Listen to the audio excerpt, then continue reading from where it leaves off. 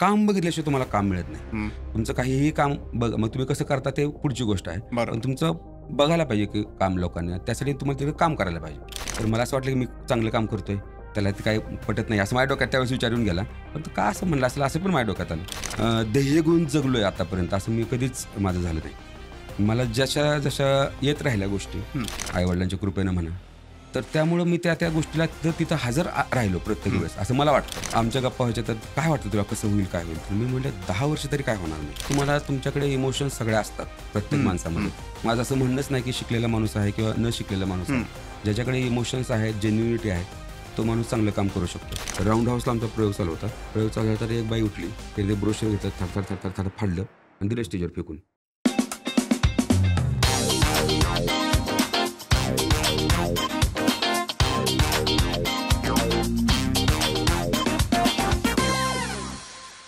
नमस्कार मित्रांनो, मी अनिकेत बापट तुम्हा सर्वांचं पुन्हा एकदा मनापासून स्वागत करतो डिजिटल गप्पांच्या आजच्या नवीन एपिसोडमध्ये.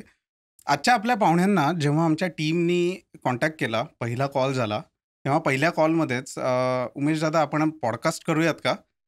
करू की, असं एकदम 2 शब्दात ज्यांनी होकार दिला. आणि नाटक असू देत, मूव्ही सिनेमा असू देत, त्याच्यानंतर वेबसिरीज असू देत, टेलिव्हिजनवरच्या सिरियल्स असू देत, अशा बिझी स्केड्यूलमधनं वेळात वेळ काढून ते आपल्यासाठी आज आपल्या स्टुडिओमध्ये गप्पा मारायला आलेले आहेत. तर स्वागत करूयात उमेश जगताप, म्हणजेच आमच्या सर्वांसाठी उमेश दादा. तर उमेश दादा, खरं तर मनापासून स्वागत. थँक्यू. आणि आता झालं फॉर्मल बोलून. आता थँक्यू. आता मस्त कॅज्युअल गप्पा मारायच्या आहेत. हो, चालेल. आणि कालचा दिवस तर खतरनाक बिझी होता सगळ्यांसाठीच, नो डाऊट. आपणही भेटलो आणि काल खूप छान गप्पा झाल्या.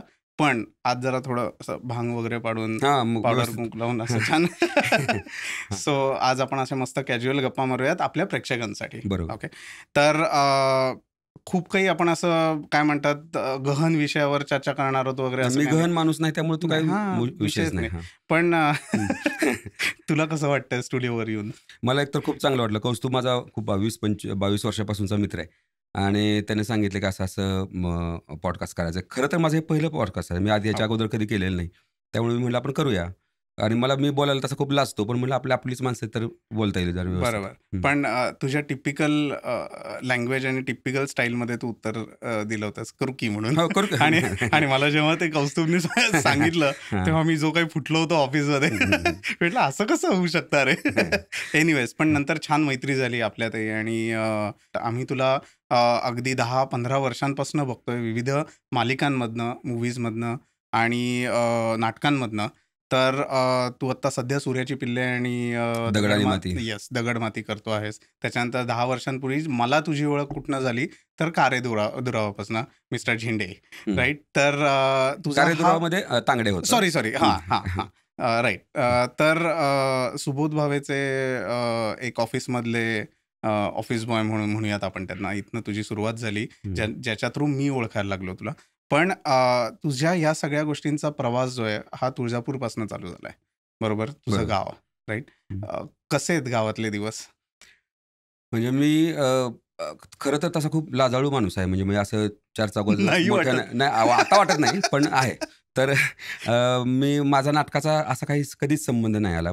मी बघत होतो नाटक. मी सोलापूरला कॉलेजला असताना मी काही नाटकं बघितली हुतात्मा स्मृती मंदिरमध्ये. त्याच्यानंतर मी टीव्ही बघायचो. मला मालिका आवडायच्या. काही कलाकार माहीत होते, म्हणजे बघून मला माहीत होते कलाकार. त्याच्यानंतर हिंदी फिल्म्स बघायचो. मला फिल्म्स कळायच्या, पण बघायच्या की त्यातले इमोशन्स कळायचे असं आपण म्हणूया. पण हा काय त्याचा तो काही तसा रेफरन्स नाही मी नाटकात काम करण्याचा. मी तुळजापूरला आम्ही शिफ्ट झाल्यानंतर क्रिकेट खेळायचो मी खूप. तर आमची एक पंचरंग नावाची क्रिकेटची टीम होती. त्या टीममध्ये प्राध्यापक संभाजी भोसले म्हणून होते, ते नाटकात काम करायचे. आणि त्यातल्या अजून बरीच मंडळी नाटकात काम करायची. पण त्यांचं एक आमुषा नावाचं नाटक होतं आणि ते नाटक बघायला मी गेलो होतो एकदा. आणि म्हणलं अरे काय बरे, हे मस्त करतात, आपल्यावर खेळतात पण, आमचे सर पण आहेत आणि हे पण होतं. तिकडे दिलीप भोसले होते. तिकडे आमची पंचरंगची जी सगळी मंडळी आहे, म्हणजे श्रीकांत नाडापुढे तिकडे होते की ज्यांनी ते सगळा डोलारा. पण 40 वर्ष आता, म्हणजे मागच्या या वर्षी आम्हाला 40 वर्ष झाले आमच्या संस्थेला. तर त्या संस्थेमध्ये मी एकदा गेलो आणि कसं होतं, एकदा गेला मी नाटकाच्या स्टेजवर की तुम्हाला ते आवडायला लागतं. म्हणजे त्याची मला जरा गंमत यायला लागली. मला त्यावेळेस घाशीराम कोतवाल नावाच्या नाटकाची आम्ही तालीम करत होतो. आणि करशील का म्हणलं तर मी करतो म्हणलं, मला काय त्याचं हे नाही. आणि मग तालीम केली ती प्रॉपर. नाटक काय ते झालं नाही.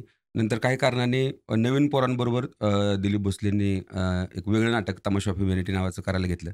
आणि तिथून खरं तर सुरुवात झाली, की पहिल्यांदा स्टेजवर आपण गेलो आणि असं लक्षात आलं, की जरा बरं काम होतंय की काय? असं लक्षात आलं. कारण मी असा सांगकाम्य म्हणजे की मला सांगकाम्य म्हणण्यापेक्षा डिरेक्टरने जे अगोदर आपल्याला सांगितलं ते करण्याचा प्रयत्न आमचा सगळ्यांचाच असायचा. म्हणजे हौशीमध्ये आम्ही करणाऱ्या माणसांचा, की आपल्याला तसं काय त्यातलं एवढं म्हणजे इथून इथं जा म्हणले, की तिथून तिथे जायचं. त्या पाठीमागचं मोटिव्हेशन, त्याच्या पाठीमागे का तिकडे जायचं वगैरे असे काही प्रश्न त्यावेळेस नव्हते. बरोबर. पण तिथून माझी सुरुवात झाली पण तुळजापूरच्या. तुळजापूर म्हटल्यानंतर 100% फॅमिली हा एक कुटुंब हा एक खूप महत्वाचा बरोबर. आस्पेक्ट आहे. आणि तुमच्या घराला बॅकग्राऊंड आहे का नाटक, कलाक्षेत्र या सगळ्याची? नाही, अजिबात नाही. बॅकग्राऊंड नाही म्हणजे आम्ही आसू नावाचं माझं प्रॉपर गाव आहे. तिकडे तसं खेळ चालायचे ह्याच्यामध्ये. तर त्या खेळातली काही जी ड्रेपरी होती, ती आपल्या घरी असायची. म्हणजे आमचे आजोबा वगैरे त्यांनी ते केलेलं असेल, त्यांनी परफॉर्म केलं असेल त्या ह्याच्यामध्ये. पण तसा संबंध नाही काय. म्हणजे मीच तसा पहिला नाटकात काम करणारा आमच्या खानदानातला. पण मग घरच्यांकडनं विरोध युजुअली हे कलाकारांमध्ये ऐकायला मिळतं ना, अरे कुठे जातोयस, काय शिकतोयस, ह्याच्यातनं काय पैसे कमवणार आहे, असं सगळ्या गोष्टी एक टिपिकल ॲक्टिंग फील्ड, कलाक्षेत्र म्हटल्यानंतर साहजिक आहे आई वडिलांकडनं समोर येणार. तर नाही, असा आता काही माझ्या नशिबानं, माझ्या काय नशिबानंच म्हणूया, की माझ्या आई-वडिलांनी तसं कधी विरोध केला नाही. म्हणजे मी आता माझ्या भावाला अजिबात आवडत नाही, की मी हे सांगतो म्हणून. पण मी 12वीला 3दा नापास झालो. माझा सगळा शिक्षणाचा चंद्र मावळून गेला होता. पण नंतर मी तुळजापूरला ज्यावेळेस रिॲडमिशन घेतलं 12वीला, त्यावेळेस मग मी यशवंतराव चव्हाण महाविद्यालय म्हणून आहे, तिकडे ॲडमिशन घेतल्यानंतर तिथे क्रिकेटची टीम तयार होती. आणि मी क्रिकेट खेळायचो. मी आणि माझा भाऊ पण क्रिकेट खेळायचो. बरोबर. तर तिथे तुळजापूरला गेल्यानंतर माझं खरं आयुष्य बदललं नाही. तर अगोदरचं असं होतं, की मी कंडक्टरचा बॅच बिल्ला काढला होता. मी काही कंपन्यांमध्ये जाऊन काम केलं होतं. मी पुण्यामध्ये आपल्या वडिलांना आता मदत करायला पाहिजे आपण. आता वडील सर्व्हिस करायचे. PSCमध्ये होतं कामाला ते. MPW म्हणून. तर मल्टीपर्पज प्रायमरी वर्कर असं त्यांचं मलेरियाची सेवा करणारे ते होते. तर मी म्हणले, की आता मोठे पण झालोय, आपण जरा त्यांना मदत करायला पाहिजे. म्हणून मग मी पुण्याला आलो. पुण्याला येऊन एक सुनील एंटरप्राइजेस नावाची कंपनी होती चाकणला, चिखलीला. आणि तिकडे आल्यानंतर आमचे सगळे गावाकडचे काही काही पोरं होती, तर त्यांच्याबरोबर मी राहिलो. घरून पैसे घेऊन आलो होतो. ते पैसे संपले. मग मी एका कंपनीत गेलो कामाला. कामाला गेल्यानंतर लोखंडाची कंपनी होती, म्हणजे वेल्डिंग करायची तिकडे. आणि मी 7 दिवस असं मस्तपैकी 12-12 तास काम केलं. ते म्हणलं, की आपल्याला ते 8 तासाचं एक शिफ्ट आणि मग 4 तासाची वरनं, तर त्याचे डबल पैसे मिळायचे ना. तर 7 दिवस असं मी कंटिन्यू काम केलं. आणि शेवटच्या दिवशी, त्याच्या आदल्या दिवशी एक माणूस, आम्ही जेवण करायला बसलो होतो दुपारी, आणि तो मला म्हणाला, की तू नको करू म्हणलं हे. मी म्हणलं, का? तो म्हणला, नाही लोखंडात शनी असतो म्हणला, ती एकदा लागला की आयुष्यभर पाठी राहतो म्हणा तुझ्या. तर मला असं वाटलं, की मी चांगलं काम करतोय, त्याला ते काही पटत नाही असं माझ्या डोक्यात त्यावेळेस विचारून गेला. पण तो का असं म्हणलं असेल, असं पण माझ्या डोक्यात आलं. आणि मग मी असं खूप होमसिक होणार आहे. तर मला अचानक घरच्यांची आठवण आली. 1.5 मिनिटामध्ये, म्हणजे मुद्दाम 1.5 मिनिटं काम होतं, लिटरली 1.5 मिनिटामध्ये मी बॅग पॅक केली. बापरे. आणि तिथून लगेच निघालो घरी निघालो. घरी गेल्यामुळे बरं झालं उलटं. त्या माणसाचे मी अजूनही, मला तो माणूस माहीत नाही आता, त्या माणसाचे मी अजूनही उपकार मानतो, की त्यांनी तसं म्हणलं. आणि म्हणून मग आपलं काय म्हणजे लाईन चेंज झाली, असं लाईन चेंज झाली म्हणूया. मग मी 12वीला गेल्यानंतर मग पुढचं सगळं हे नाटक आणि हे असं माणसामुळे कलाटणी मिळाली. म्हणजे प्रत्येक टप्प्यावर. आणि माझ्या नशिबानं माझ्या आयुष्यात खूप चांगली माणसं आली. पहिले म्हणजे तुळजापूरपासून, माझ्या आंबी गावापासून, आसू गावापासून, सावरगावापासून, सगळ्यापासून सगळी माझी मित्र कंपनी, आत्ताही लहानपणाचे मित्र माझे आता आहेत. तर ती सगळी माणसं तशी चांगली असल्यामुळं, त्या माणसांमुळे माझं जरा करिअर अजून जरा जास्त सपोर्ट, घरच्यांचा सपोर्ट असा आहे, की घरच्यांनी कधी कुठल्याच गोष्टीला विरोध केला नाही. म्हणजे मी नापास झालो, 2दा 3दा नापास झालो, तरी वडिलांनी कधी मला विचारलं नाही, की तू असं का करतोस, किंवा मग तू क्रिकेट खेळायला जायचं तर जा, बघायला जायचं तर जा. त्यावेळेस तिथे डिश वगैरे आपल्या गावात नव्हत्या, त्यामुळे आम्ही दुसरीकडे बघायला जायचो. तरी पण ते पैसे देऊन पाठवायचे, तू जा, तुझ्या पद्धतीने कर. त्यांनी मला कधी विचारलं नाही, की तू काय करतोय. पण ज्यावेळेस मी नाटकात काम करायलो तुळजापूरला आणि सगळ्या आपल्या ह्याच्यामध्ये, तर तिथे अप्रिशिएशन मिळालं बऱ्यापैकी. आणि मी आता असा खूप, हे मोटिवेशनल अजिबात नाही, पण मी खूप असा ध्येय गुण जगलोय आतापर्यंत, असं मी कधीच माझं झालं नाही. मला जशा येत राहिल्या गोष्टी देवाच्या दयेनं, आपल्या काय कर्माने, बरोबर. आईवडिलांच्या कृपेनं म्हणा. तर त्यामुळं मी त्या गोष्टीला तिथं हजर राहिलो प्रत्येक हं. वेळेस, असं मला वाटतं. जे आताच्या करिअरमध्ये जेवढं माझं अचिव्हमेंट असेल काही, तर करेक्ट. त्याचं खूप मोठं फलित आहे, की मी करेक्ट टायमिंगला त्या ठिकाणी राहिलेलो आहे. बरोबर. आणि आता तू मोठी शहरं जेव्हा बघतोस, जसं आता तू सध्या मुंबईत राहतोयस, बरोबर? बरोबर. स्वतःचं घरही घेतलंयस आता हो. छान. सो तिथल्या कल्चरल ॲक्टिव्हिटीज, पुण्यातल्या कल्चरल ॲक्टिव्हिटीज किंवा ज्या प्राईम सिटीज म्हणूयात आपण महाराष्ट्रातल्या, पण तुळजापूरसारख्या छोट्या टाऊनमध्ये जेव्हा तू लहानाचा मोठा झालायस किंवा बाकीची ज्या गावांची नावं तू आत्ता सांगितलीस, तिथल्या कल्चरल ॲक्टिव्हिटीज कशा असायच्या? किती फ्रिक्वेंट असायच्या? आणि कसा बेसिकली तिथे लोकं बघायला कितपत येतात आणि सपोर्ट किती असतो लोकांचा? म्हणजे तुळजापूरची पंचरंग प्रतिष्ठान नावाची संस्था आहे. त्याची जवळपास आता 100 मेंबर आहेत आता वाह! सध्या. आणि आत्ता ॲक्टिव्ह झाली, आता मागच्या वर्षीपासून आम्ही पुन्हा ॲक्टिव्ह केली ही संस्था. तर अगोदर असं होतं की 3 वर्ष, म्हणजे हं. मी 12वी झाली माझी आणि BAचे तिन्ही वर्ष आम्ही रोज लिटरली रोज, एक दिवस सुट्टी नाही. रोज आम्ही तालीम करायचो. रोज आम्ही एक्सरसाइज करायचो. त्याचं सगळं क्रेडिट जातं दिलीप भोसलेंना, जे आमचे नाट्यगुरू आहेत. तुषार भद्रे म्हणून एक साताऱ्याचे आहेत. ते आम्हाला तिकडं वर्कशॉप्स वगैरे घ्यायला यायचे. तर तिथले 3 वर्षाचं जे मेन बेस तयार झालं ना, हं. तर तो खूप इम्पॉर्टंट आहे मला असं वाटलं. कारण आम्ही खूप वेगवेगळ्या पद्धतीची नाटकं केली. कॉमेडी केली, रिअलिस्टिक केली, सटायर केली, मेलोड्रॅमॅटिक केली. पण त्याला ते म्हणतात, ह्याला हे अशी एक टर्म आहे, हे मला ललित कला केंद्रामध्ये आल्यानंतर कळालं. पण आम्ही सगळ्या पद्धतीची नाटकं केली, बघितली. एकांकिका स्पर्धांना गेलो, महाराष्ट्रातल्या जवळपास सगळ्या एकांकिका स्पर्धांना गेलो, राज्यनाट्य स्पर्धा केल्या. हं, तर हं. ते सगळे केलं. पण हे 3 वर्ष करत असताना आपण ह्यामध्ये करिअर करणार आहेत असं काही नव्हतं. काम करायला मजा येते, हं, लोकं गावातले ओळखतायत आणि आमच्याकडे फेस्टिवल घ्यायचो आम्ही. हं. बाहेरचे पण नाटकं यायचे आणि आमच्याकडे तुळजापूरला फेस्टिवल असायचा. आम्ही केलेल्या एकांकिकेचा फेस्टिवल असायचा आणि फुल तुडुंब भरलेलं असायचं. अशी सवय लागली होती त्यावेळेस. मधल्या काही काळामध्ये ती संस्था बंद झाली. हं. आणि बंद झाल्यानंतर असं लक्षात आलं की संस्था पाहिजे. एक थिएटर होतं आमच्याकडे. तर ते थिएटर पडलं. पडल्यानंतर मग संस्था पण जरा थोडीशी थांबली. बाकीचे सगळेच कामाला लागले, उद्योगधंद्याला लागले आणि त्यामुळे जरा ते थांबलं. मी तिथून आलो. हं, माझा एक मित्र आहे, योगेश राऊत म्हणून. हं. तर BAची माझी परीक्षा झाल्यानंतर त्याने सांगितलं की मी आता काय विचार करत होतो की आपण याच्यानंतर MA करूया. याच्यानंतर बरोबर. प्राध्यापक होईल किंवा आता ज्या आपल्या जसा एक नॉर्मल व्यक्ती करेल शिकून तसं. पुढे पुढे करता जॉब येईल, मिळवण्यासाठी. जॉब बरोबर. मिळवण्यासाठी ज्या गोष्टी करता येईल त्या करता येतील असं माझ्या डोक्यात होतं. पण त्यानं मला ललित कला केंद्र दाखवलं. हं, तो म्हणाला की असं ललित कला केंद्र आहे, तिकडे तू कर. तर मी आणि माझा मित्र शशिकांत सिरसट, हं. आम्ही दोघं आय थिंक सोमवारी शेवटचा फॉर्म भरायची हे होती. शनिवारी आम्ही इकडे आलो दोघंजण. ललित कला केंद्रामध्ये आल्यानंतर आम्ही नावं फक्त ऐकलेली लोकांची. हो, बरोबर ना. माहीतच नाहीत माणसं. म्हणजे आळेकर सरांना मी पहिल्यांदा भेटल्यानंतर सर म्हणले, आम्ही दोघं असं गावाकडून आलेलो. तर ते म्हणाले की तुम्ही नका कशाला येता तुम्ही इकडं? तिकडेच चांगलं शेती वगैरे करा, हे करा. तर नाही सर, नाटक करायचं म्हणून हं, आम्ही आलो. आणि सर मला माहिती होतं सर परीक्षा घेत आहेत, की नाही म्हणले तर हं, हे करा म्हणून. ते मला म्हणले की हं. मी माहिती आहे का कोण आहे ते? सरांनी मला विचारलं. तर सरांनी माहिती आहे म्हणलं. कोण आहे? मी म्हणलं सतीश आळेकर सर आहेत. ते म्हणे, हो, हो, हो. मग त्याच्यानंतर इथंच प्रवास सुरुवात झाला. तिथून ललित कला केंद्रामध्ये आल्यानंतर मात्र मग जास्त डेफिनेशन्स मिळाल्या आपल्याला. नाही, हां. नाटकाबद्दल अजून जरा जास्त विचार करण्याचा करेक्ट. मार्ग मिळाला. बरोबर, खूप देतं इन्स्टिट्यूट, तुम्हाला खूप देतं. तुम्हाला घ्यायला लागतं ते भरपूर. बरोबर. नाही, आणि ललितवर तर मी येणारच आहे, बरोबर. No doubt. हं. पण आता बघ, कालपासून आपण वेगवेगळ्या ठिकाणी जातोय. तुला नाटकाच्या इथेही आम्ही आलो होतो. सूर्याची पिल्ले तू आत्ता करतोयस. तिथनं ते कट टू आपण आत्ता शूट करेपर्यंत बरोबर. असंख्य ठिकाणी फिरलो. हं. बरीच लोकं मी ऑब्झर्व्ह करते, हे ते बघितले का? ते हं, त्या हं. सीरियलमध्ये आहेत बरं का, मूव्हीमध्ये. बरोबर. असे कानावर येत आहेत डायलॉग, बरोबर. हं. पण आता या स्टेजला आल्यानंतर जेव्हा तू मागे वळून बघतोस, की सुरुवात कुठनं झाली होती आणि तुळजापूरमध्ये या गोष्टीची जेव्हा आपण काय म्हणूयात, की पायाभरणी झाली असं म्हणूयात आणि तिथनं ललित कला केंद्र. बरोबर. हा प्रवास कसा वाटतो रे? एक क्विक 2 ओळीमध्ये काय वर्णन करशील याचं? म्हणजे भारीच आहे.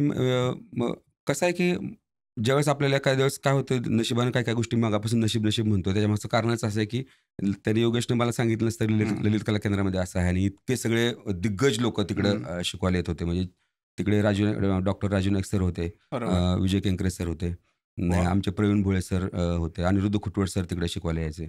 तर राजन भिसे सर यायचे शिकवायला. श्याम मनोहर आम्हाला शिकवले होते. आम्हाला त्यांनी लिखाणाचं क्या बात त्यांनी शिकवलं होतं. समर्थ खाते सर होते. तर त्यामुळे आम्हाला असं होतं की हे सगळी माणसं एक लाईनमध्ये आपल्याला तुमचा दृष्टिकोन बदलायला लावायची ती. मी काय एका पद्धतीचं काम करतो, त्याला तू काय पद्धतीनं अजून काय पद्धतीने विचार करू शकतो. ते विचार करण्याची प्रोसेस ललित कला केंद्राने दिली असं मला आत्ता वाटतं. करेक्ट. सो ललित कला केंद्राचं एन्व्हायरमेंट हे पूर्ण वेगळं होतं तुझ्यासाठी जेव्हा तू सुरुवात केलीस, बरोबर? त्याच्याबरोबर कोप अप करताना कधी त्रास झाला किंवा इतके मोठे मोठे दिग्गज व्यक्तिमत्व आपल्याला शिकवायला आहेत, नो डाऊट ते शिकवायलाच आहेत, पण त्यांच्या अंडर शिकणं आणि कसं काय आपण ते निभावून देणार आहे असं वाटलं का कधी? काय कधी अज्ञानात आनंद असतो म्हणतात ना, तसं ते होतं. मला त्याची भीती नाही वाटली कधी. मला त्या लोकांचं कर्तृत्व नंतर जास्त अजून कळालं की हे लोक असे आहेत म्हणून. पण त्यांचा खूप माझ्या करिअरमध्ये मोलाचा वाटा आहे ललित कला केंद्राचा. बरोबर. की म्हणजे त्याचा काही असं खूप त्रास नाही झाला. म्हणजे खरं सांगायचं तर माझ्या कुठल्याच गोष्टीचा त्रास नाही झाला. त्यांनी जर माझे काही निगेटिव्ह पॉईंट्स असतील, न्यूनगंड असेल, माझ्याकडे न्यूनगंड अजिबात नाही, पण तरी सुद्धा समजा काय असेल तर ते कसा त्याला ओव्हरकम करायचा, तुम्हाला काय म्हणतो एकदम खाली दाखवून किंवा असं कमी लेखून नाही, तर ते त्याला कसं जास्त तुम्हाला फुलवता येईल तुमच्या ह्याला, तसं त्यांनी जास्त मदत झाली. कलागुणांना वाव देण्याचं काम बरोबर ललितमध्ये तुझ्या बाबतीत घडलं. बरोबर. बॅचमेट्स कसे होते रे तुझे? अरे मस्त. म्हणजे काही किस्से सांग ना. मी अनिता दाते, सुहास सिरसट, पुन्हा सुमो म्हणून एक मित्र होता, शशिकांत सिरसट होता, सुहास मोदार म्हणायचं. ललित कला केंद्रामध्ये गंमत अशी होती की आम्हाला उसंत घ्यायला वेळ नव्हता, कारण गुरुकुल पद्धतीचं ते होतं. सकाळपासून ते रात्री 11-11:30 पर्यंत चालायचं. आणि आउटस्टँडिंग प्रत्येकालाच असं वाटतं की आपली बॅच खूप असं हे आहे म्हणून, पण तरी सुद्धा की आउटस्टँडिंग सगळं एन्व्हायरमेंट होतं त्यावेळेस. आणि सगळेजण मिळून मिसळून सगळ्यांचे प्रोडक्शन्स कसे चांगले होतील, बाहेरचे आलेले दिग्दर्शक काय पद्धतीने काम करतात, त्या कसं आपल्याला डिलिव्हर करता यायला पाहिजे, ह्या सगळ्या गोष्टी खूप अशा बारकाईनं मधुकर वृत्तीनं असा एवढं मराठी तसं वेचायला पाहिजे असं मला वाटलं. तर ते कदाचित थोडं व्यस्त आलं. हो, बरोबर. पण जेव्हा तू तिथे ऍक्च्युअल शिक्षण चालू केलंस आणि तू म्हटलास आता की 11-11 तास 12-12 तास तुम्ही तिथे असायचात, तर 3 वर्ष ना ललित? 2 वर्ष. माझ्या वेळेस 2 वर्ष होतं. अच्छा. MA 2 वर्षाचं होतं, नंतर पुढच्या वर्षी 3 वर्ष झालं. आता तो पूर्ण 5 वर्षाचा इंटिग्रेटेड कोर्स. पण मी असं ऐकलंय की त्याच्यामध्ये आता तू एक ऍक्टर आहेस, बरोबर, पण फक्त ऍक्टिंग नाही, तिथे कॅमेरा कसा वर्क होतो? कॅमेराचं नव्हतं त्यावेळेस. फक्त थिएटरचे ऍस्पेक्ट, लाईट्स असतील किंवा प्रॉपर्टी सेट लावणं असेल, लिखाण असेल, बरोबर. तर त्याच्याविषयी सांग ना जरा की काय कसं असायची प्रोसेस? MA जो अभ्यासक्रम होता आमच्या वेळेस, काय होतं की BA ला त्यांचा बेसिक कोर्स होता. BA जो आहे तो BA ला म्हणजे 12वी पास झाल्यानंतर ज्या लोकांनी काही लोकांनी काम केलेलं असायचं नाटकात, काही लोकांनी नव्हतं केलेलं, तर त्या लोकांसाठी तो बेसिक पासूनचा कोर्स होता. मी आलो ते डायरेक्ट MA ला आलो. त्यामुळे जे बेसिकचं होतं ते आम्हाला मिस झालं. तर आम्हाला सौंदर्यशास्त्र, पाश्चात्य रंगभूमीचा इतिहास, पाश्चात्य नाटकं, भारतीय रंगभूमीचा इतिहास, मराठी रंगभूमी, असं ह्या टाईपमध्ये आम्हाला होतं. सौंदर्यशास्त्र आम्हाला होतं त्यावेळेस. तर त्यामुळं ह्या ज्या छोट्या नाही, संहिता ते प्रयोग, हे जो जे संहिता ते प्रयोग नावाचे, तर ते त्या मुलांच्या, आमच्या वेळेस नव्हतं ते, पण त्या BAच्या मुलांना होतं. आणि असे खूप म्हणजे लाईट डिझायनिंग पासून, मेकअप पासून, कॉस्ट्युम्स पासून, आम्हाला नीरजा पटवर्धन होत्या मेकअप आणायला. लाईट्सला नखाते सर होते, पण राजन भिसे सर आणि ते सेट्स डिझायनिंगला यायचे. तर याचा कधीच मी विचार केला नव्हता. म्हणजे तुळजापूरला असताना पण आपण जाते, ते सांगतात, बोलवतात, बाकीचे उचलते आपण करतोय, पण ह्या गोष्टीला ह्याचा इतका इम्पॉर्टन्स आहे नाटकामध्ये, जसं स्क्रिप्ट आणि डिरेक्शन आणि बाकी सगळ्या गोष्टी, तसं सगळ्या गोष्टींचा इम्पॉर्टन्स आहे, हे पण तिकडे जास्त जाणवलं. तर मला असं वाटलं की ते ह्याही गोष्टी आम्हाला तिकडे शिकायला मिळाल्या. नॉट ओनली फक्त ऍक्टिंग करा किंवा तुमच्यातले तुम्हाला जे वाटतं ह्या 2 वर्षानंतर 3 वर्षानंतर, त्या पद्धतीने तुम्ही तसं ग्रूम करायला लागता. बरोबर.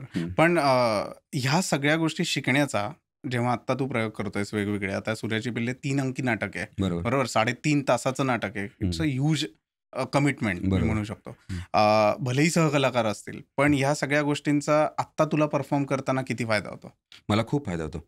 म्हणजे आता पहिलं तर आम्ही एक्सरसाइज आणि हे सगळं करायचो, कारण मी मुंबईत गेल्यानंतर मुद्दाम सांगतोय, मुंबईत गेल्यानंतर मला असं माहित होतं की आपण काय आहे बेसिकली. म्हणजे की खूप लोक चांगलं म्हणतायत, अजून त्याच्यामध्ये काय काय गोष्टी करण्यासाठी हे मला तर मला माहिती आहे की मी काय पद्धतीचा ॲक्टर आहे. तर मुंबईत आल्यानंतर आमच्या मित्रांच्या गप्पा व्हायच्या खूप.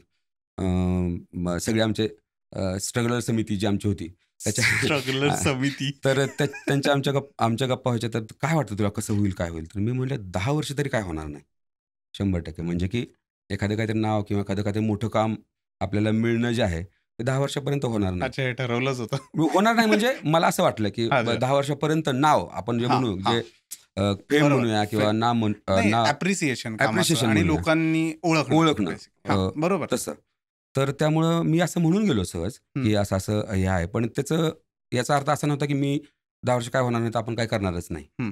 तर मी आविष्कार नावाच्या संस्थेमध्ये होतो. आविष्कारमध्ये मी कंटिन्यू रोज आम्ही जाणं येणं असायचं. त्याच्यानंतर नाटकं, तिकडे इराक नावाचं नाटक आम्ही केलं, जंगल में मंगल नावाचं नाटक केलं. तर त्याच्यानंतर वाडा केलं की जे ललितला वाडा चेतन दातारनं बसवलं होतं, तेच वाडा आम्ही तिथल्या संचामध्ये केलं. बरोबर. तर ती तशी एक ॲक्टिव्हिटी चालू होती. त्यामुळे मुंबईत आल्यानंतर मला खूप असं वाटतं मला जेन्युइनली की आता हे आपलं तपश्चर्या आहे किंवा आपलं स्ट्रगल आहे. स्ट्रगलला खूप चांगला शब्द आहे मराठीत, तपश्चर्या. तर हे जे आहे हे सगळ्यालाच वर्क होईल का नाही असं सांगता येत नाही. पण मला असं झालं की काम बघितल्याशिवाय तुम्हाला काम मिळत नाही. तुमचं काहीही काम मग तुम्ही कसं करता ते पुढची गोष्ट आहे. पण तुमचं बघायला पाहिजे की काम लोकांनी, त्यासाठी तुम्हाला तिथे काम करायला पाहिजे. मग नाटकात करा, तुम्ही कुठल्याही ह्याच्यामध्ये करा, तर ते काम करायला पाहिजे. तर ते काम मला मुंबईत म्हणजे आपल्या सगळ्या ह्यानं 10 वर्षामध्ये खूप दिलं. ललित कला केंद्रामध्ये आविष्कारमध्ये असताना मला मिडसमर नाईट्स ड्रीम नावाचं नाटक मिळालं होतं. मिडसमर नाईट्स ड्रीम टीम सपलनं डिरेक्ट केलं होतं आणि भारत आणि श्रीलंकेतले आम्ही 23 जण होतो. आणि त्याचे जवळपास 3.5 वर्ष आम्ही जगभरात प्रयोग केले. म्हणजे तर तो एक असा ह्यूज एक्सपिरियन्स होता माझ्यासाठी. हां, पैसे पण खूप मिळाले. मी खरं आत्तापर्यंत कधी पैशासाठी काम केलं नाही, पण तरी सुद्धा पैसे खूप मिळाले. नंतर लक्षात येतं की पैसा हा इम्पॉर्टंट आहे. खरंच प्रश्नच नाही. तेही मी विचारणारच आहे की समाधान आणि पैसा या 2 गोष्टी नाटकामध्ये खूप महत्वाच्या आहेत. स्पेसिफिकली डेली सोप आणि मूव्हीजमध्ये तर ते नो डाऊट मिळतातच, पण नाटकाच्या बाबतीत. पण त्याच्या आधी जेव्हा तू काम करणं महत्वाचं आहे जेव्हा म्हणतोस, तेव्हा ललित कला केंद्रामध्ये स्टेज परफॉर्मन्सेस तुम्हाला करावेच लागतात. जसं तू म्हटलास, संहितेपासून ते प्रयोग आहे. गेस्ट डिरेक्टर आलेले असतात. तर त्यावेळेस पहिल्या वर्षी आम्हाला कुटवड सर होते. पहिल्या वर्षी प्रवीण बुळे सरांनी इफिजिनिया नावाचं नाटक बसवलं होतं, जे परीक्षेचा भाग असणार होतं. कुटवड सरांनी, अनिरुद्ध कुटवड सरांनी तू वेडा कुंभार बसवलं. दुसऱ्या वर्षी वेड्या कविता बसवलं होतं प्रवीण बुळे सरांनी. आणि सेकंड इयरला लास्ट सेमिस्टरला वाडा बसवलं होतं, जे चेतन दातारनं बसवलं होतं. तर त्या सगळ्याचा ही ललित कला केंद्राची जी प्रोसेस आहे ती शिदोरीच आहे. ती प्रश्नच नाही, 100%. पण ऍक्टिंग शिकत असताना ललितमध्ये स्पेसिफिकली आर्ट किंवा कला या क्षेत्राकडे बघायचा दृष्टिकोनच बदलला का तुझा? खूप मोठा प्रश्न आहे ना. हा, म्हणजे कसं की ऍक्टिंग खरं तर मला असं वाटलं आता की ऍक्टिंग तशी शिकवता येत नाही, तुम्हाला टूल्स मिळतात. आणि ते थोडं स्वतः बॉर्न टॅलेंट पण पाहिजे ना, स्वतःमध्ये ते असलं पाहिजे. असं वाटतं का तुला की किती मारून मुटकून कलाकार नाही बनवता येत? ते तर बरोबर आहे ना. तुम्ही आता ह्या क्षेत्रात आलात तर तुम्हाला सांगितलं की तू हे करणार तर जगणार नाही, असं कोण बोललंच नाही ना. तुम्हाला आवडीनच तुम्ही करायला येता, बरोबर ना. तर मला असं वाटलं की ते कलाकार म्हणजे ऍक्टर, पर्टिक्युलरली मी ऍक्टर असं म्हणतो की ते तुम्हाला तुमच्याकडे इमोशन्स सगळ्या असतात प्रत्येक माणसामध्ये. माझं असं म्हणणंच नाही की शिकलेला माणूस आहे किंवा न शिकलेला माणूस आहे. ज्याच्याकडे इमोशन्स आहेत, जेन्युनिटी आहे, तो माणूस चांगलं काम करू शकतो. त्याला टूल्स मिळतात तुमच्या ह्याच्यामध्ये. तुम्हाला शिक्षणामध्ये म्हणजे एज्युकेशनच्या ह्याच्यामध्ये, नाटकाच्या मी पर्टिक्युलर सांगतोय, सगळ्या क्षेत्रामध्ये असतं पण नाटकामध्ये. तर मला असं वाटलं की त्याचा तुम्हाला जास्त उपयोग होतो. दोन्ही गोष्टी तुम्ही साधू शकता. म्हणजे मला फायदा झाला, खूप फायदा झाला, चांगल्या अर्थानं फायदा झाला. आणि आपण वेगवेगळ्या आता हौशीमध्ये म्हणा किंवा प्रायोगिकमध्ये काम करताना तुम्ही वेगवेगळ्या डिरेक्टर बरोबर तुम्ही काम करता, त्यावेळेस तुम्ही त्यांच्याकडून शिकतच असता. त्यांची स्टाईल तुम्हाला येते. आता एवढ्या डिरेक्टर बरोबर काम केल्यानंतर सगळ्यांची मिळून काही एक स्टाईल असते काम करण्याची, तर ती आपल्याला मिळते. तर तुम्हाला पर्टिक्युलरली सगळ्याच्या हे होतं की नाही माहित नाही, पण तुम्हाला नाहीच मिळालं कुठे ऍडमिशन किंवा नाही, तर खचून जायची गरज नाहीये. तुम्ही वेगळ्या ठिकाणी जाऊन तुम्ही काम करू शकता. तुमचं काम तुम्ही करत राहायला पाहिजे, हा माझा बेस आहे असं मला वाटलं. 10 वर्ष म्हणजे जोपर्यंत कार्यदुर्वा मिळत नाही तोपर्यंत. करेक्ट. पण तेच आहे ना, की माझा तोच प्रश्न होता, की आता हे माझ्या भावाच्या बाबतीतही घडलं. म्हणजे अनफॉर्च्युनेटली तो आता या जगात नाहीये, बट तो साउंड इंजिनियर होता. भारती विद्यापीठचा स्टुडंट होता. त्यांनी हो. MA केलं तिथनं. पण तोही हेच म्हणायचा, की मला साउंड इंजिनिअरिंग बाहेरनं शिकून सुद्धा किंवा स्वतः शिकून सुद्धा करता येऊच शकतं. पण त्याची डिग्री घेणं खूप महत्त्वाचं आहे. हार्मोनियममधनं त्यांनी MA केलं. पण बरोबर. त्याचाही त्याला फायदा साउंड इंजिनिअरिंगमध्ये झालाच, नो डाऊट. तसं समजा ॲडमिशनच नाही मिळाली किंवा ललितच असं नाही, असे हां, कितीतरी प्लॅटफॉर्म आहेत. NSD आहे. NSD आहे, करेक्ट. सो तर त्या केसमध्ये न शिकलेला ॲक्टर आणि शिकलेला ॲक्टर हं. ह्याच्यात काही ॲक्टिंगमध्ये किंवा त्याच्या कलागुणांमध्ये काही फरक पडतो का? मला पर्टिक्युलरली मला विचारशील तर शिकलेला जरी असला आणि न शिकलेला जरी असला तरी तुझ्या इमोशन्समध्ये फरक नाही पडत. ते डिरेक्टरचं काम आहे. डिरेक्टरचं काम आहे, ॲक्टरचं पण काम आहे. तुला ते फीड इन करायला लागतं. हं. फक्त शिकल्यानंतर काय होतं, की तुला जरा प्रॉपर चॅनलनं तू त्या गोष्टीचा विचार करू शकशील असं मला पर्टिक्युलरली वाटतं. म्हणजे त्यात हं. डिफरन्शिएट जर करायचं म्हणलं तर. पण शिकलेलं असेल तर तुला म्हणजे ललितमध्ये आल्यानंतर कारण तुळजापूरला असताना आम्ही सगळ्या पद्धतीची नाटकं केली हो, तुला म्हणलं हो, तसं. हो. तर ललितला आल्यानंतर ह्या नाटकाला हे असं म्हणतात, की टर्म मला तिकडे मिळाली. हां. म्हणजे हे वास्तववादी नाटक आहे. टेक्निकल गोष्टी. टेक्निकल गोष्ट. हां. टेक्निकल आणि त्यामुळे काय झालं आता हे वास्तववादी नाटक आहे समजा तेंडुलकरांचं नाटक आहे. तर त्याला या पद्धतीने विचार करायला पाहिजे.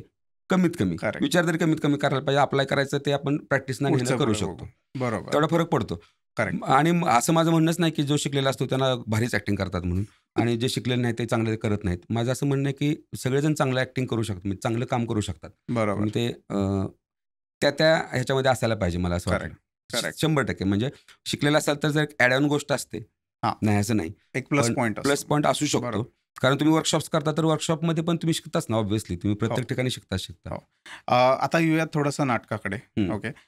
सध्या तू सूर्याची पिल्लं करतोयस, बरोबर. दगडमाती करतोयस, बरोबर? ह्याच्या आधी अश्रूंची झाली फुले करत होतास. हं. आणि XYZ कितीतरी नाटकं कोडमंत्र आतापर्यंत. एक्झॅक्टली. तर त्याच्यानंतर तुझ्या फॅमिलीची गंमत आहे. हृदयाच्या जवळ हं. असलेलं एक नाटक कुठलं? मारतील हां बाकीचे. नाही. मारतील असं नाही. मला आता आपण कारण मला एकाचं नाव घेतलंच तर मी नाही, खूपच कोड्यात टाकलेला प्रश्न विचारलाय तुला. नाही. मला सारखं असं वाटतं, की मी प्रत्येक नाटक करताना म्हणजे मी असं डिप्लोमॅटिक उत्तर देत नाही. हां. पण मला प्रत्येक काम करताना मला असं वाटतं, की मी माझ्या पद्धतीनं करण्याचा प्रयत्न करतो. ते बरं. होतं नाही होतं हा वेगळा मुद्दा आहे. भूमिका करताना मी प्रायोगिक आपण त्याला म्हणूया प्रायोगिक नाटकात काम केली. व्यावसायिक नाटकामध्ये कामं केली. मी सई परांजपे बरोबर एक व्यावसायिक नाटक केलं. तर मला असं झालं, की म्हणजे काही ठिकाणी आपल्याला असं होतं, की या पद्धतीचं काम आपल्याला करता यायला पाहिजे. आपण हं. लोकांकडे बघतो. काही आउटस्टँडिंग ॲक्टर लोकांची कामं आपण खरं आहे. बघतो. आपल्याला आवडतात त्यांची कामं. तशा पद्धतीने आपल्याला जमायला पाहिजे. अशी 2-3 कामं आहेत, की जे मला तसं वाटलं, की मी त्या पद्धतीनं करण्याचा प्रयत्न करतो. म्हणजे आता हे सूर्याची पिल्ले चालूच आहे. हो. त्याच्यानंतर अश्रून झाली फुलेमध्ये पण माझं हं. कोडमंत्रमध्ये माझं बरं काम होतं. बरोबर. त्याच्यानंतर मी मोहित टाकळकर बरोबर नाटक केलं होतं. पुणे पुरे शहर एक. हं. त्याच्यामध्ये मला काम करायला मजा आली होती. सेक्स मॉरॅलिटी सेन्सरशिप नावाचं नाटक आहे. मानव कौल बरोबर एक नाटक केलं होतं. हं. मानव कौल बरोबर 3 नाटकं केली मी. तर त्यातल्या नाटकामध्ये मला काम करायला म्हणजे आता मी दगड आणि माती नावाचं जे मी शेवटचं नाटक करतोय. हं. तर आता असं माझ्या लक्षात आलं, की इतक्या दिवसानंतर, की जर आपण शांतपणे काम केलं, हं. आपल्याला जसं डोक्यात येतंय तसं करण्याचा प्रयत्न केला, तर दगड आणि मातीमधलं मला जरा आत्ता हे रिसेंटली आहे म्हणून, हं. तर ते मला जरा जास्त अजून मी आतून शांताने जे म्हणायचंय तेच डोळ्यात येतंय, तेच डोक्यात बरोबर. येतंय. अशा हं. लेव्हलला मला असं वाटलं हं. हे. तशी बरीच आहेत, पण हे तू वेडा कुंभारमध्ये होतं. इफ्युजनामधलं पण काम होतं. ते वेगळ्या स्टाईलचं काम होतं. पण बऱ्याच नाटकामधले आहेत तसे. बरोबर. पण हे असं मला एक नाटक नाही सांगता येणार. एक नाटक नाही बरोबर सांगता आहे. येणार. पण मी Which is आता exactly. सांगायचं म्हटलं तर मग सूर्याची पिल्लेचं आहे आणि दगड आणि दगड मातीचं. आणि ते जे 2 वेगवेगळी हां. स्टाईल वेगळी आहे Genre नाटकांची. वेगळे. जॉनर वेगळा आहे. करेक्ट. तर उमेश दादा मला आता तुला पुढचा प्रश्न विचारायचा आहे आणि हा मी आधीच ठरवलं होतं, की तुला हा विचारणारच. कारण कुठल्याही एखाद्या नाटकात काम करणाऱ्या व्यक्ती, नाटक कोळून पेलेला व्यक्ती जेव्हा माझ्यासमोर बसतो, तेव्हा फनी किस्से तर नक्कीच घडत असतील हो. किंवा not every time funny but improvisation आपण ज्याला म्हणतो, की समोरचा जो सहकलाकार आहे, जे ठरलं होतं ते न होता दुसरंच काहीतरी बोलला आणि आता पुढचं मी काय करू? हं. अशी जेव्हा सिच्युएशन येते, तर असे काही किस्से घडलेत का? म्हणजे अगदी नाही, राईट फ्रॉम तुळजापूर टू आत्तापर्यंत. हो, नाही. तसे भरपूर किस्से आहेत. कारण मला म्हणजे ह्याला जरा थोडंसं अजून मजा वाटावी म्हणून, की तुम्हाला प्रचंड कॉन्सन्ट्रेशन लागतं नाटकामध्ये. बरोबर. आणि तशा ह्याच्यामध्ये जर माझ्यासारख्या नटावर असं काय झालं तर मग विषयच मिटला. मग ते पुढचं धरणीमाय पोटात कधी घेईल असं व्हायला लागतं. तर तुळजापूरला असताना तर हे काय त्यावेळेस विचार नव्हता त्याच्या डोक्यात. तर मी असा भूमिकेत घुसणं वगैरे असा प्रकार असतो ना, तर तो म्हणजे माझ्यासाठी मला असं वाटतं की ते जरा वेगळी टर्म आहे. हां. असं डायरेक्ट भूमिकेत घुसणं असं नसतं. तुम्हाला माहीत पाहिजे की तू काय करतोयस. सिंपल गोष्ट. तर तुळजापूरला आम्ही खेळ खेळे नावाचं नाटक करत होतो आणि त्याच्यामध्ये मी रावण करायचो आणि एक गाणं होतं. तर मी आपलं चालू झालं गाणं. तर मी माझं काय डान्सचं वगैरे अंग अजिबात नाही. पण तरी पण आपला मी डान्स केला म्हणलं हरकत नाही. आणि करत असताना लेवल आहे, लेवलच्या पाठीमागे होतो. तर असं करता उलटा गेलो, टणकन खाली पडलो. लोकांना असं आता वर येईल, मग वर येईल. मग थांबावं लागलं जरा थोडा वेळ आणि मग पुन्हा मला उचलून वर आणलं.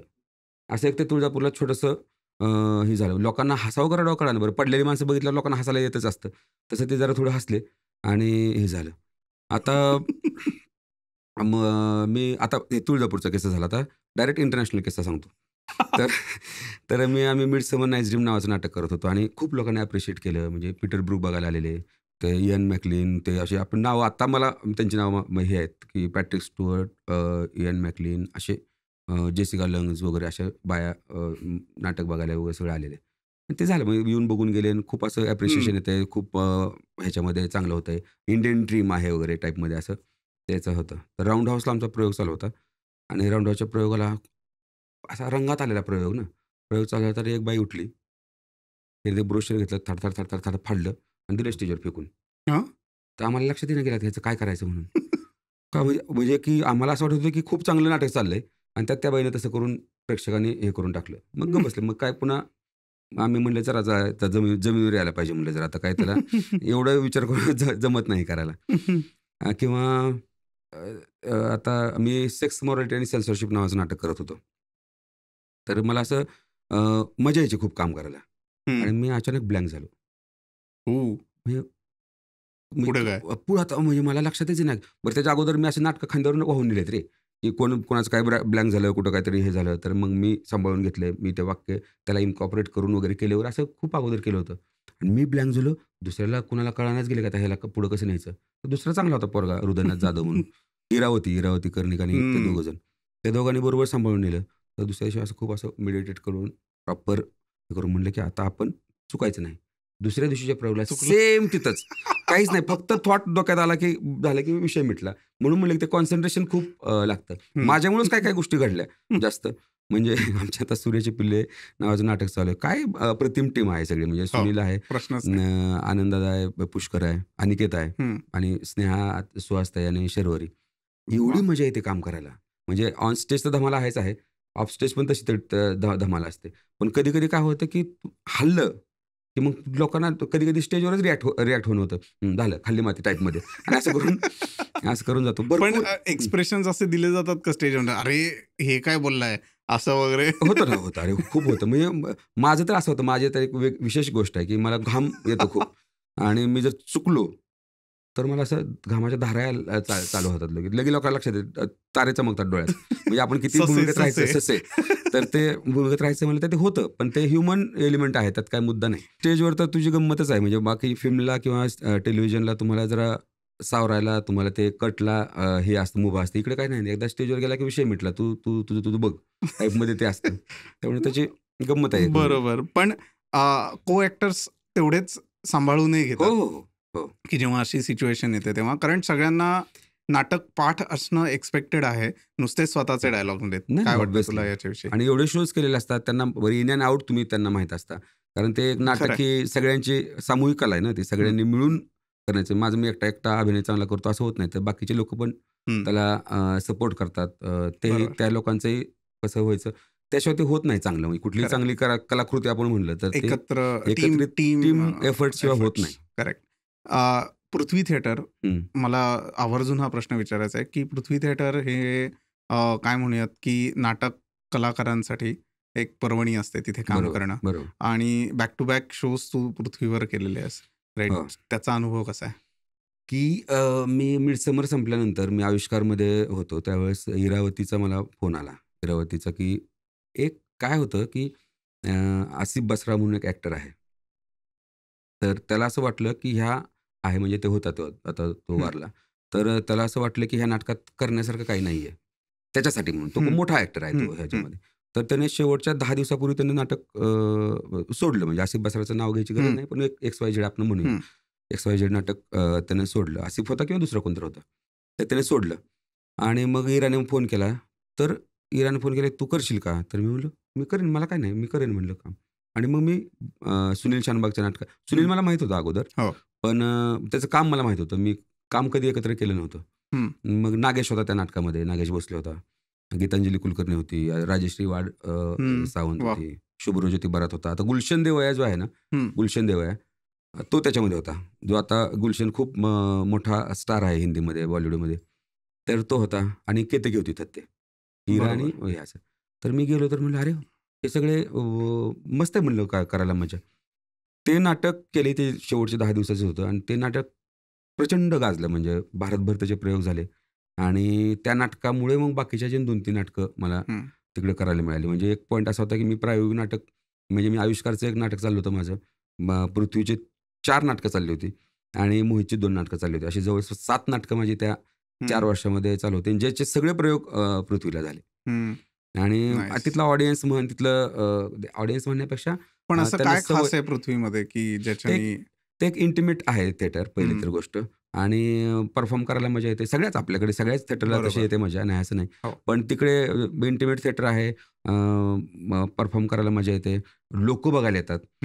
लोक बघायला येतात म्हणजे कास्टिंगवाले खूप सारे लोक बघायला येतात. मी आतापर्यंतची त्या पृथ्वी थिएटरची तशी खूप देण आहे की हिंदीमधली जी कामं आहेत माझी, ती सगळी बऱ्यापैकी तिथं बघितलेल्या लोकांनी, तिथलेच आता काही काही लोक कास्टिंगमध्ये आहेत, पोरं मोठी झालेली, म्हणजे मुकेश आहे किंवा अनमोल आहुजा म्हणून आहे. तर त्यांनी त्यांच्या कास्टिंग कंपन्याच तिकडे हे घाल, तर त्यांनी बघितलेली कामं आहेत. तर त्यांनी आधी कधीतरी आठवलं तर तिथूनच फोन करून बोलवतात ते, की असं असं आहे, तर याला ऑडिशन तरी कमीत कमी दे किंवा हे कर म्हणून. तर त्याच्या पृथ्वीचा मला अजून एक किस्सा म्हणजे की मॅक्स सर होते आणि मानव होता आणि नसरुद्दीन शाह होता एका प्रयोगाला, प्रयोग बघायला. त्यांनी बघितलेत, म्हणजे माझे सेक्स मॉरॅलिटी पण पाहिले त्यांनी, ममताजभाई पतंगवाले पण पाहिले, हात काय शून्य पण पाहिले. तर ममताजभाई पतंगवालेच्या वेळेस आले तर माझा छोटासा रोल होता त्याच्यामध्ये. मी असा एक इंग्रजी न येणारा गुरुजी, इंग्रजी शिकवत असतो टाईपमधला माझा त्यातला रोल होता आणि तो फनी इंग्लिश बोलायचा वगैरे टाईपमध्ये. तर त्यांनी झाल्यानंतर नसरुद्दीन शाहने बोलून घेतलं.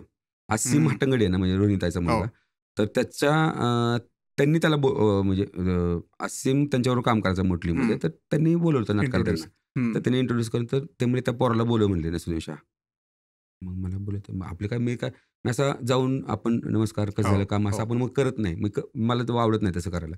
पण त्यांनी बोलवलं म्हणलं की मी गेलो त्यांच्याकडे, तर त्यांनी आपल्या खांद्यावर टाकून म्हणले की अच्छा काम करते हो. तर ती जी अच्छा काम एवढंच आहे पावती, मग हे पैशात आपण मोजू शकत नाही. करेक्ट. कारण हाच प्रश्न होता तुला, की समाधान आणि पैसा या 2 वेगवेगळ्या गोष्टी आहेत. आणि नाटक या क्षेत्रात काम करणारी जेवढी काही मंडळी आहेत आतापर्यंत, त्यांच्या बऱ्याच लोकांकडनं हे ऐकलंय की आम्ही पैसे तर ऑफकोर्स कमवायचे असतातच, पण समाधान जास्त मिळतं कारण प्रेक्षकांसोबतचा थेट संवाद आहे.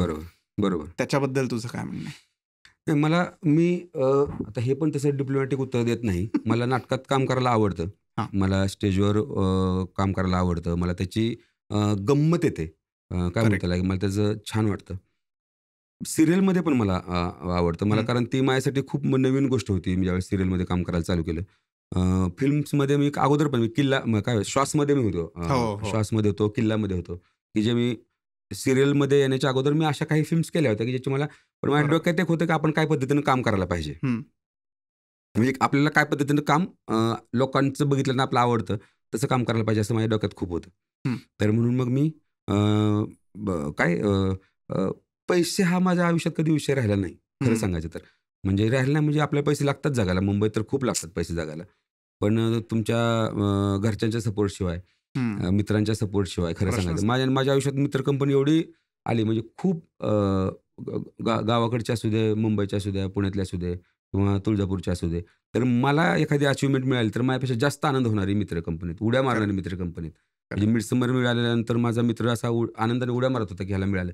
आपल्याला मग आपण ते करतो सेलिब्रेट, पण त्या लोकांनाही तितकंही होतं. म्हणजे आमचे तुळजापूरचे ख्वाजाबाई सय्यद म्हणून आहेत मुंबईत, बरं का.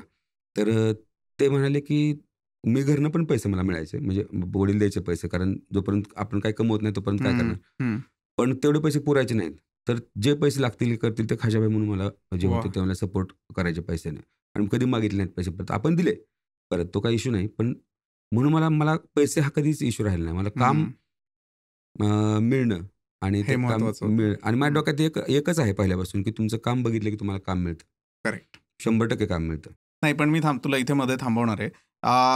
तू जेव्हा आता म्हणलास की काम बघून काम मिळालंय, पण मग किती ऑडिशन्स आतापर्यंत दिल्यास? कारण आता मी सिरियलवर तुला घेऊन जाणार आहे बरोबर. आणि त्याच्यानंतर सिनेमा. सो सिनेमा, सिरियल, कुठलाही जॉनरा असू दे किंवा कुठलाही माध्यम असू दे, ऑडिशन्सच्या वेळेला बऱ्याच गोष्टी घडतात आणि बऱ्याच फनी गोष्टी घडतात. सो त्याच्याबद्दलचा अनुभव कसा आहे तुझा? मी जे पृथ्वीला काम करत होतो त्यावेळेस एका फिल्ममध्ये मी मॅक्स सरांनी एक फिल्म केली होती, तो येतो नावाची. त्या फिल्मच्या सॅटर्डे संडे नावाचे 2 फिल्म होते. त्यातल्या सॅटर्डे संडे नावाच्या फिल्मचं लॉन्चिंग होतं. आणि म्हणजे मी सांगतो नंतर. त्याचं लॉन्चिंग होतं. तर त्या लॉन्चिंगच्या वेळेस अनुराग कश्यप बघायला आला होता उद्घाटनाला. नागेश होता तिकडे, बाकी सगळे होते. तर मॅक्स सरांनी सांगितलं की स्टेजवर जाऊन मला काहीतरी बोल, जरा असं काहीतरी उलटं बोल, जरा असंच वागतात तसं वागतात वगैरे करून टाक म्हटलं. तर मी आणि आसिम हाटंगडे दोघंजण स्टेजवर सांगितलं की आम्हाला नेलं नाही यांच्या पुढं, आम्हाला द्यायला पाहिजे होतं, मुलींना तिथं ओवाळायला वगैरे लावलं. असं 1-2-3 काहीतरी वाक्य बोललो मी. तेवढीच वाक्य होतं, म्हणजे तीच स्टेजवर बोललेलो 3 वाक्य फक्त. तर त्या ऑडियन्समध्ये निलेश मयेकर होता. निलेश मयेकर जो जीचा हेड होता, जी मराठीचा बिझनेस हेड होता त्यावेळेस. आणि तो होता तिकडे. तर तो म्हणाला की कोण आहे हा पोरगा? म्हणजे मी अगोदर काम केलेलं होतं, त्यानं काही काम बघितलं नव्हतं. पण त्याला म्हणलं कोण आहे हा पोरगा? तर कोण आहे पोरगा म्हणून त्यानं नेहा जोशीकडून नंबर घेऊन दुसऱ्या दिवशी फोन करून आम्ही अशी एक सिरियल करतोय, तर तू सिरियल करशील का? तर त्यानंच मला सांगितलं की मला असं वाटतं की तू करायला पाहिजेस, मित्र म्हणून तुला सांगतो. आणि मग तशी ती सिरियल मिळाली. कुठे होतास इतके दिवस? ऑडिशन झाली नाही त्या सिरियलची माझी. आणि मग मी सिरियल झालं सगळं काम वगैरे. आणि मी जर त्या सिरियलची ऑडिशन दिली असती ना, कदाचित माझं काम झालं नसतं. त्याच्यामागचं कारण असं की मी ऑडिशनला खूप घाबरायचो. म्हणजे जवळपास 2005 पासून ते आत्तापर्यंत, म्हणजे 19, 17, 18 पर्यंत माझी ऑडिशन क्रॅक झाली नाही कधीच. मी खूप ऑडिशन दिल्या. सांगायचं हे करायचं काम बघितलं. मग क्राईम पेट्रोलच्या एका ऑडिशनला गेलो, तर एका माणसाने ते सेक्स मॉलिटी सेन्सरशिप नाटक बघितलं होतं तिथल्या कास्टिंगवाल्या माणसानं. आणि मी ऑडिशन देऊन आता निघालो घांबीम पुसत बाहेर. तर तेवढा त्याचा फोन आला. सर आजा म्हणजे काय झालं? ते बोलले नाही तू क्या हुआ ऑडिशन का? म्हणलं काही पता नाही कैसा हुआ. मग त्यांनी ते सुब्बू सर म्हणून आहेत त्याचे मेन, ज्यांनी क्राईम पेट्रोल चालू केलं, त्यांच्या पुढं बसवलं, चहा पाणी केलं. त्यांनी तो ऑडिशन बघितली. अच्छा नाही हुआ. तर म्हणलं अजून एकदा कर. ऑडिशन केलं. ते म्हणले सर ऑडिशन लेने जरूरत नाही है, बहुत अच्छा करेगा, मैंने नाटक देखा है इसका. आणि तिथून मग ते क्राईम पेट्रोलचे 2-3, 4-5 एपिसोड जे केले असतील ते तसंही केलं. पण तुझं कामच व्हिडिओच हा ऑडिशन म्हणून बेसिकली ऑब्व्हियसली तसं त्या टाईप झाला. मी मग कधी काय व्हायचं ऑडिशनला, मी असा खूप काय म्हणता की आपलं प्रिपरेशन करून जायचो. ज्यावेळेस माझी ऑडिशन क्रॅक झाली त्यावेळेस बरं का, त्याच्यानंतर. आणि मग काही नवीन पोरं आलेली, नवीन पोरं नको म्हणायला, अशी स्टाईल मारणारी काही पोरं मुद्दाम की बाबा काय आहे? तर आपण जाताना काय ऑडिशनचं काय जरा द्या, जरा 2 हे का? मग आपण रट्टा मारत बसलोय, वाचत बसलो वगैरे. एक पोरगा आला, काय ये क्या ये मैं करूंगा क्या? मी म्हणलं आता हे असं म्हणलं तुला कोण काम देणार? तो असिस्टंट डायरेक्टर म्हणला, तू ॲक्टर बनने के लिए आया था ना इधर? तो ये इधर ऑडिशन ले रहा है तू, अभी तू मेरा ऑडिशन लेगा. असं म्हणल्यावर तो माणूस कसा त्याचं ऑडिशन तर कसं पुढं पाठवेल ना? म्हणलं की कुठून येतं सगळं? तुलाच काम पाहिजे. तुझंच बरं मी ऑडिशन देणार नाही, मी ऑडिशन देत नसतो असं म्हणून कसं चालणार? मग सरांना माहीत नाही मी कोण आहे ते. त्यांनी माझं काम बघितलं नाही. बरं ह्या रोलला मी जातो का नाही हे तुला कळायला पाहिजे ना. चेंज होतो ना आपण. बरोबर. तर म्हणजे 3 सिरियलला 3 वेगवेगळ्या वेळेस जरी तुला बोलवलं ऑडिशनला, तर तुला जायला पाहिजे ॲक्टर म्हणून. म्हणजे माझ्यासारख्या माणसाला म्हणतो आम्ही, म्हणजे मोठ्या लोकांचं नाही सांगत, माझ्यासारख्या लोकांना जायला पाहिजे. इथं माझं करून कसं जमणार न ऑडिशन देता? ऑडिशन तर द्यायला पाहिजे. बरोबर. कारण तुम्हाला माहीत नसतं की त्या माणसाला माहीत नसतं, त्याच्यावरच्या माणसाला अजून माहीत नसतं. बरोबर. सो हा तर पॉईंट अगदीच पटलेला आहे की देणं गरजेचंच आहे, तरच काम कसं होतं हे कळेल. बरोबर. कारे दुरावा असेल किंवा तुला पाहते रे असेल, अशा डेली सोप्समध्ये तू काम केलंस, प्रचंड फेमस झालास, लोकांनी काम ॲप्रिशिएट करायला सुरुवात केली. मला हे विचारायचं होतं की नाटक ह्याचा जो एक ओव्हरऑल तालीम करणं, नाट्य वाचन करणं, रंगीत तालीम करणं आणि डेली सोप ह्याची जी प्रोसेस आहे, हे पूर्णपणे वेगवेगळ्या गोष्टी आहेत. बरोबर. त्याच्याकडे कसं बघतोस तू? मी डेली सोप्स ज्यावेळेस बघायचं होतं त्यावेळेस मला काही लोकांची कामं खूप आवडायची. काही लोकांची वाटायचं की हे जरा वेगळ्या पद्धतीने काम करतात. नॉर्मली आपण असं बोलत नाही. असं माझ्या एक डोक्यात होतं. तर ज्यावेळेस मी कधीतरी काम करेल त्यावेळेस मी जरा खूप नॉर्मल लेवलला काम करेल असं माझ्या असंच डोक्यात येऊन गेलं होतं. त्यामुळे मग मी प्रत्येक वेळेस काम करताना मी ते किती खऱ्या पद्धतीनं करेन. जे नाटकात पण करतो. आता एक्सप्रेशन वेगळं आहे. तुझं माध्यम बरोबर. बदलल्यानंतर तुझा डिलिव्हरी पॉइंट बदलेल. पण मी ते कॅरेक्टरचा पण विचार करतो आणि काम करताना ह्याची पण कशी मजा घ्यायची. किंवा खूप लोक असे आहेत नावं कोणाची नको घ्यायला की डेली सोप म्हणजे असं, डेली सोप म्हणजे तसं ह्याचं. तर मला ते नाही असं वाटत. मला असं वाटतं की डेली सोप हे तुमच्यासाठी खूप चांगलं माध्यम आहे की जे तुम्ही रोज रियाज करता, रोज तुम्ही Correct. कॅमेऱ्यासमोर असता, तुम्हाला रोज आत्ता डायलॉग मिळत आहेत आणि ते एवढ्या कॉन्सन्ट्रेशननं त्याचा सगळा रेफरन्स घेऊन पाठीमाग पण काय झालंय त्याच्यानंतर कदाचित पुढे काय होणार आहे हो ना. ह्याचा रेफरन्स घेऊन आपल्याला ते डिलिव्हर करायचं आहे. त्यामुळे ते जास्त चॅलेंजिंग टास्क आहे बरोबर. डेली सोपमध्ये काम करणं. पण किती हेक्टिक आहे ना की रिटेक वर रिटेक, त्याच्यानंतर ते काही 12 तासाचे शेड्यूल, या सगळ्या गोष्टी. सो त्याच्याकडे तू कशा अँगलनी बघतोस नाही आणि कारण हाऊ तो यू तर त्या आपल्या सिस्टीमचाच भाग आहे. म्हणजे कारण तुला ते तू करतोयस म्हटल्यानंतर तुला ते एक्सेप्ट करायलाच पाहिजे. बरोबर. खूप ताणत असतील तर तो गोष्ट वेगळा ती गोष्ट वेगळी आहे. पण आता ह्या पद्धतीनं काम होतं तर ह्या पद्धतीच्या कामामध्ये तू तुझं काम उत्तम कसं करशील बरोबर. हे मला जेन्युइनली वाटतं की असं हे बरोबर. म्हणजे ह्याला त्यांना क्वेश्चन करून काय होतं तुमचं काम खराब होतं. कदाचित तुमचं नाव पण खराब होतं. मग तुम्ही एवढे तर मोठे असायला पाहिजे की तुम्ही म्हणतात तर थांबलं तर ते थांबायला पाहिजे.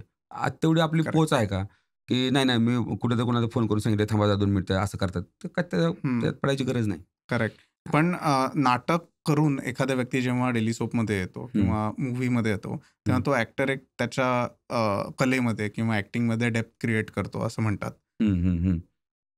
काय वाटतं तुला म्हणजे तू म्हणतो की प्रोसेस बद्दल येस की किंवा थिएटरची प्रोसेस डिलिव्हरीज असतील डायलॉगच्या किंवा प्रेझेंटेशन असेल त्या कॅरेक्टरचं ह्याच्या बाबतीत. कारण नाटकामध्ये तेवढा जास्त विचार केला जातो त्या भूमिकेबद्दलचा.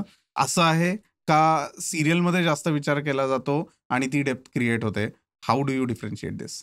नाही मला नाटकाला तुला प्रोसेसला वेळ मिळते. तुला शांत पद्धतीने विचार करायला वेळ मिळतो. डेली सोपला तसा मिळत नाही. तरी सुद्धा डेली सोपचे चॅलेंजेस वेगळे आहेत. तुला त्याच पद्धतीने तुला डिलिव्हर म्हणजे एखाद्या नाटकात माणूस चांगला काम करतो डेली सोपमध्ये पण त्याच पद्धतीने चांगला काम करू शकतो. तुला ते बदलल्यानंतर म्हणजे ह्याच्यामध्ये तुला फक्त कॅरेक्टर मी जो विचार करतोय सांगतो. तुला कॅरेक्टर तुला कळलं दोन्ही ठिकाणचं की तुझं यू आर थ्रू. मला असं वाटतं की त्याला तुला वेगळं कारण ते सवयीचाच भाग आहे पुन्हा. म्हणजे थोडक्यात प्रोसेस सेम आहे. प्रोसेस सेम आहे त्याची. तू वेगळी प्रोसेस नाही. फक्त काय म्हणते डिग्री ऑफ इमोशन्स ह्याला किंवा एक्सप्रेशन ह्याच्यामध्ये आपण थोडं डिफरन्शिएस करायला पाहिजे. बरोबर. पण सिरियलबद्दल एवढं आपण बोलतोच आहोत. तर तू आता कार्यगृहामध्ये काम केलंस, त्याच्यानंतर तुला पाहतेरेमध्ये काम केलंस आणि एक ओव्हरऑल तुझ्या बोलण्यातनं जे आम्ही ऑब्झर्व्ह केलेली गोष्ट ही की सुबोध दादाचा ओव्हरऑल इन्फ्लुअन्स तुझ्या कामामध्ये आणि तुझ्या आत्तापर्यंतच्या कारकिर्दीवर बऱ्यापैकी प्रमाणात म्हणूयात आपण आहे. तर त्याच्याविषयी काय सांगशील? नाही सुबोध म्हणजे की चांगला ॲक्टर आहे सगळ्याला माहीतच आहे. माणूस म्हणून खूप चांगला आणि मित्र म्हणून तर अजूनच खूप चांगला. म्हणजे आम्ही रोज जवळपास बोलतो, मेसेज होतो रोज. तर त्याचं म्हणजे कोण ॲक्टर असा असेल मला सांग की जो म्हणतो की तू स्टेजवर गेला की जेवढ्या टाळ्या पडतील मला तेवढ्या तुला पडायला पाहिजेत.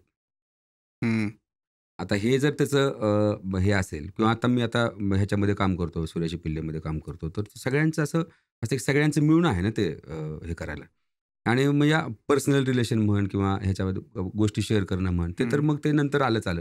पण काम अगोदर आम्ही एका फिल्ममध्ये होतो, त्यानंतर कार्यदुरावामध्ये आम्ही एकत्र होतो आणि नंतर मग तुला पाहतरे. तर तुला पाहतरेच्या वेळेस असं होतं की मी आणि अभिज्ञा आपली गायत्री आणि हे सगळे आम्ही आशुतोष होता आपला आशुतोष गोखले आणि आपली सगळी पोरं. तर ते असं सगळ्यांचं मिळून असायचं की ते चांगलं व्हायला पाहिजे. सीन्स चांगले व्हायला पाहिजेत. सुबोध म्हणजे आता आपण मगाशी सर्व वेळेबद्दल सांगत होते. तर म्हणजे की 7चा कॉल टाईम असेल तर मला असं आठवत नाही की आम्ही दोघं कधी उशिरा पोहोचले. तुला पाहतरेच्या ह्याच्या वेळेस. कधीच नाही. तर ती पण डिसिप्लिन त्याच्याकडून आली आहे माझ्याकडे खूप बऱ्यापैकी हे करायला. म्हणजे मी तर अगोदर वेळेवर जायचोच पण आता कसं अप्रोच करायचं? काय पद्धतीने एकदा आम्ही अश्रुंजली फुलेचा पहिला प्रयोग होता नाशिकला आणि आम्ही चाललो होतो. तर सकाळपासून आम्ही दोघंच होतो गाडीमध्ये, त्याच्या गाडीत, आणि आम्ही चाललो. तर नाशिक येईपर्यंत आम्ही बोलत होतो की काय पद्धतीने वा. गोष्टी करायला पाहिजेत. ना आम्ही कुठली बिचिंग केली किंवा कोणाबद्दल काय बोललो किंवा काही नाही. नाशिक येईपर्यंत की आपण काय गोष्टी करायला पाहिजेत पुढच्या. हम्म. तर अशा पद्धतीची बऱ्याच गोष्टी म्हणजे क्रिएटिव्ह लेव्हलला शिकण्यासारख्या पण आहेत. म्हण, पर्सनल लेव्हलला पण म्हण, वा. आणि माणूस म्हणून तर ऑब्व्हियसली तो आहे मोठा. आणि म्हणजे आपण हा. ज्यांच्यावर काम करतोय त्यांच्याबरोबर आपली मैत्री होते, Correct. त्याच्याबरोबर आपलं Correct. त्यांचे थॉट्स शेअर होतात. बरोबर. त्या सगळ्यांचा माझ्या कामावर खूप परिणाम होतो. माझा त्यांच्यावर किती होतो मला माहित नाही, पण माझ्या कामावर मात्र 100% परिणाम होतो. म्हणून मी पहिल्यांदा जे बोललो ना, हम्म. की मी माझ्या सर्कलमुळे, माझ्या मित्राच्या, क्रिएटिव्ह लोकांच्या आणि ह्याच्या काम करणाऱ्या लोकांबरोबरच्या ह्याच्यामुळं माझं काहीतरी जे आता झालेलं आहे त्या लेवलचं आहे, असं मला खूप जेन्युइनली वाटतं. सो की जडणघडणीत बेसिकली हातभार खूप आहे या सगळ्या लोकांचा. खूप लोकांचा आहे. म्हणजे बरोबर. तुळजापूरपासून, इव्हन तुळजापूरच्या माझ्या मित्रांपासून, संस्थेपासून, दिलीप बरोबर. भाऊ, प्राध्यापक संभाजी भोसले सर, आमचे ख्वाजाबाई आहेत, तुळजापूरचे सगळे आहेत. आपले मुंबईतले मित्र कंपनी आहे किंवा आमचा बरोबर. शशांक आहे, शशांक शिंदे, शैलेश दातार, आम्ही असं खूप बोलतो. आता सुनील, आमचं खूप बोलणं होतं सुनील दादा बरोबर, आणि क्रिएटिव्ह एक्सचेंज होतं. बरोबर. मी क्रिएटिव्ह एक्सचेंज म्हणजे काय गोष्टी करायला पाहिजेत, काय गोष्टी व्हायला पाहिजेत इन जनरलच, थिएटरच्या पर्स्पेक्टिव्हमध्ये असू दे किंवा ह्याच्यामध्ये हे करायला. त्यामुळे ती एनर्जी मिळते रे आपल्याला. आपल्याला कधी आपल्याला असं वाटतं की ह्यांच्यावर थांबल्यानंतर आपण पण जरा थोडे मोठे झालेत की काय, असं वाटायला लागतं की ते एवढी मोठी लोक आहेत काम करणारे. म्हणजे आमच्या गावाकडे आता प्रयोग होता परवा लातूरला, सूर्याची पिल्लेचा, आणि मी त्या नाटकात आहे. तर मी त्या नाटकात आहे ह्याच्यामध्येच त्यांना जास्त गंमत होती की तू ह्या लोकांबरोबर काम करतोय, खरं. की जे म्हणजे लहानपणी, शैलेशला मी बातम्या देताना हो. बघितलेलं आहे. सीमाताईला मी खूप लहानपणी बघितलेलं आहे, की ज्यांच्यावर आपण, मग मला असं वाटतं की इथं नशिबाचा भाग येतो माझ्या, की आपलं आयुष्य कुठं गेलं असतं वा. सांगता येत नाही. अगोदरचं नाटकात आलं, आणि फक्त हे तुळजापूर पंचरंग प्रतिष्ठान, त्यांची नाटकाची संस्था चालू असलेली, आणि त्या संस्थेत गेल्यामुळे हा पुढचा सगळा जो आविष्कार आहे, सगळा जो जर्नी आहे ना आपली, ती जर्नी पूर्ण सुखकर झालेली आहे ह्या सगळ्या माझ्या आजूबाजूच्या माणसांमुळे. मला असं जेन्युइन वाटतं. आणि ह्याच्यामध्ये अजून दुसरी गोष्ट म्हणजे माझे आई-वडील, माझा भाऊ, माझी बहीण, आणि आता माझी बायको आहे, तर ती तर कमालच आहे. म्हणजे तिनं म्हणावंच लागेल तुला. तिनं म्हणावंच लागेल असं नाही, कारण ती प्रचंड धीरोदत्त अशी बाई आहे. आई तर आपल्या पाठीशी असते, तिला काय पर्यायच नाही. पण बायकोनं म्हणजे आता तिचं एक भूमिका नावाचं नाटक चालू आहे. दगड आणि मातीमध्ये ती काम करते. पुन्हा आता एक साबरबोंड नावाची तिची एक फिल्म आली आहे, जिला संडान्स फिल्म फेस्टिवलला त्यांना स्पेशल ज्युरी अवॉर्ड मिळाला त्या फिल्मला, आणि खूप गाजली म्हणजे फिल्म. खूप लोकांनी बघितली पण. तर असं ह्या सगळ्या लोकांचा इन्फ्लुएन्स म्हणा, त्यांचं मार्गदर्शन म्हणा, सपोर्ट म्हणा, ते सगळं आहे. आणि आता म्हणजे आपल्याला कधी आपल्याला अभिमान वाटतो ना की आपले असे हे लोक आपले मित्र आहेत.